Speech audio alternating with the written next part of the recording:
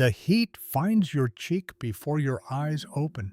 It comes through the clay wall a hand's breadth from your face, fed without pause for 3 nights. Through the slot beside you, the glow is deep orange, slow and steady.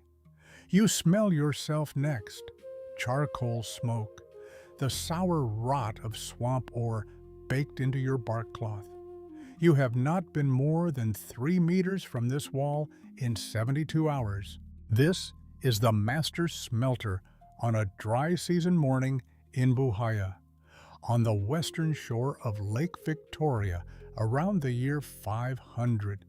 By the time the sun rises tomorrow, a clay tower will have made a fist of steel 1,000 years ahead of Europe, and you will pull it from the fire at midnight. You are not a tribesman performing magic. You are running applied chemistry. Everything you have been told about this day is incomplete. Today, we decode the real one. The place is the African Great Lakes interlacustrine region, the western shore of Lake Victoria, in what is today northwestern Tanzania. The hills are green with banana groves. The soil between them is red ochre. The lake fills the eastern horizon, flat and pale in the dry season light, and 3 columns of smoke rise from 3 smelting sites along the ridge. The technology you are about to watch is not new. Furnaces on these hills have been radiocarbon dated to as early as 500 BC. By the morning of our protagonist, the tradition is already 1,000 years old, passed from master to apprentice across 40 generations without a written word. Inside the shaft furnace at the top of the ridge, experimental archaeology has measured internal temperatures of 1,800 degrees Celsius. That number matters because Europe will not reach it for another 900 years. The medieval blast furnace of the 14th century is the first European tool that comes close. Until then, no smith in Rome, no smith in Gaul, no smith in any kingdom of the Mediterranean knows how to build a fire this hot. The men on this hill do. They have known for 1,000 years. And on one of those hills, in a clearing of red ochre soil, a man has not slept in his own bed for 3 nights. He is waiting for a furnace to be ready. The first light comes gray, not gold. The sun is still below the ridge, but the eastern sky has paled enough to show shapes. The protagonist sits up on the reed mat in the shelter. The heat from the furnace wall has been against his back all night. His bark cloth is stiff with 3 days of sweat and smoke. He stands. He drinks water from a gourd. He eats nothing. The smelt has its own discipline, and food is not part of the morning. Outside the shelter, the apprentice is already at work. He is in his 4th year of training, late teens, and he has spent the night keeping the charcoal mounds covered against the damp. Now he uncovers them. The charcoal is dry. The smell rises sharp and clean. The 2 bellows workers arrive on the path from the next valley. The senior one carries a long burned scar on his left forearm, from a furnace breach years before. He says nothing. He sets his bellows in position at the base of the shaft furnace. The second worker takes the other side. The protagonist checks the ratio: charcoal in one basket, crushed swamp ore in another. The apprentice will feed them through the opening at the top of the tower, alternating in a pattern the protagonist learned from his own master 20 years ago. Get the ratio wrong by a hand's weight, and the smelt will run cold. Through the observation slot, the furnace glow has shifted from deep orange to a brighter orange-red overnight. The preheat has held. The chamber is ready. He gives the signal. The first bellows stroke pushes air into the base of the furnace, and the glow in the slot brightens by a single shade. The second stroke follows from the other side. Then the first again. Then the second. Whoosh, whoosh, whoosh, whoosh. The rhythm settles in within a minute, and once it settles, it will not stop. The bellows workers begin to breathe in time with the strokes. Their breath is the metronome. The bellows have not stopped since sunrise. By midday, the furnace will be hotter than anything any man in the Roman Empire, a continent and an ocean away, knows how to build. The sun is high. The shadow of the furnace tower is short and tight against its base. The bellows workers have been pumping for 6 hours without break, and the rhythm has shifted twice already at the protagonist's signal. He stands 3 meters from the wall, close enough to read color, far enough not to scorch.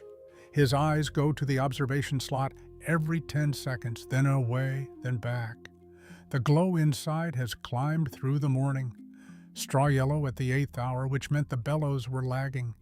He adjusted the chant the workers were singing, pushing the tempo up half a beat, and the glow climbed to a pale lemon white within 20 minutes.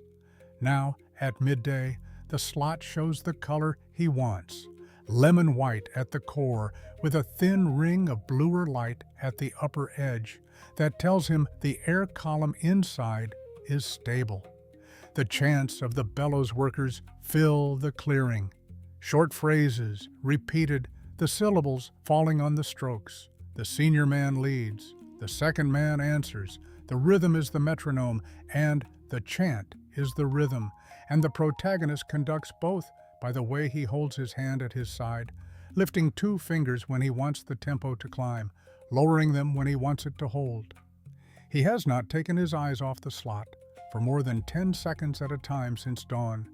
The apprentice brings him a wooden bowl of millet porridge.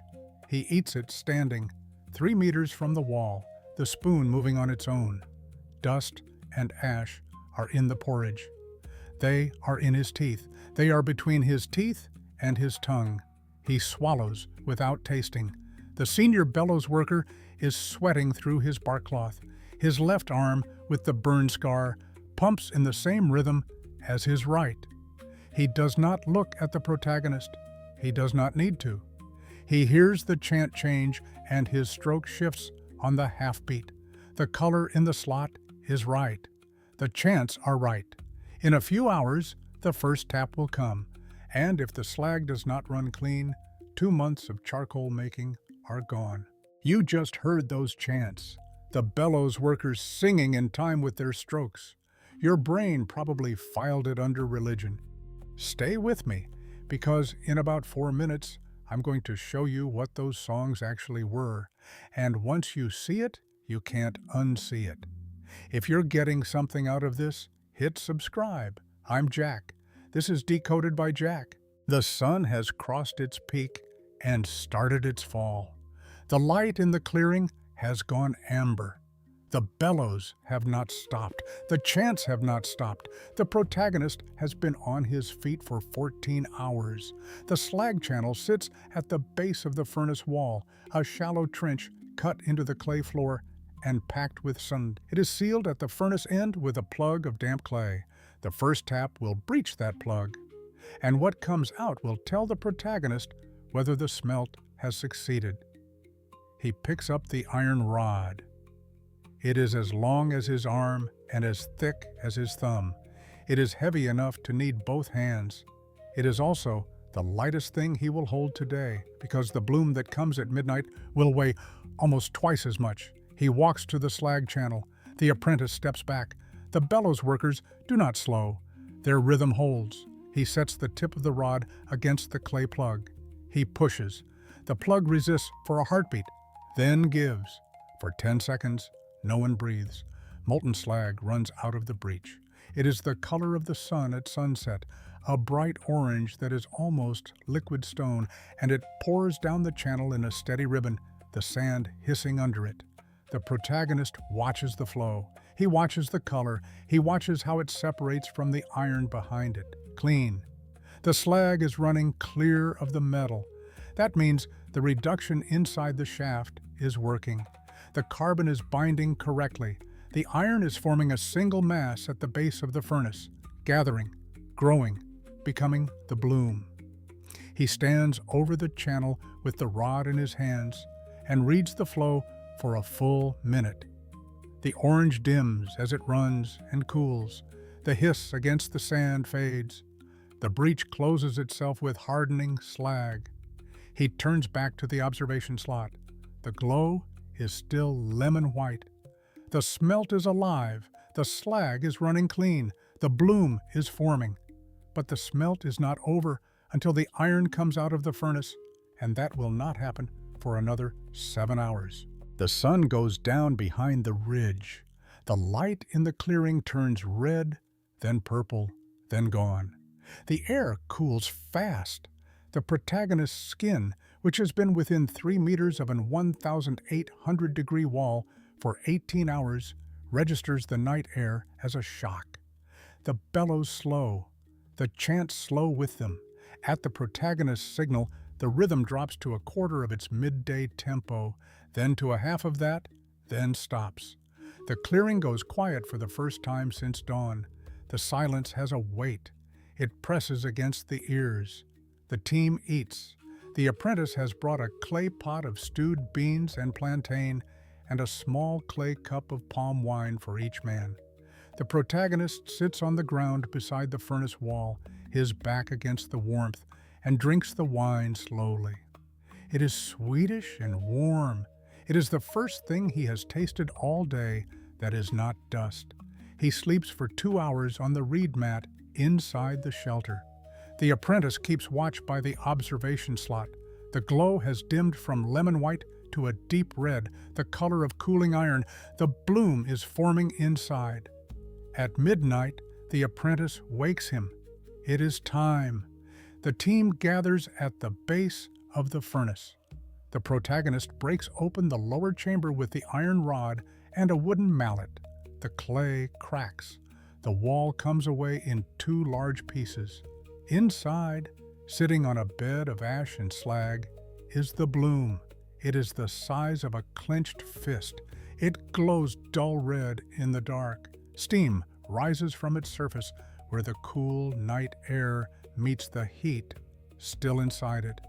The protagonist lifts it with a pair of long wooden tongs, sets it in a shallow clay bowl, and tests its surface with a small hammer. The ring is right, high, clean, the sound of carbon-bound iron. He wraps the bowl in damp leaves and carries it into the shelter.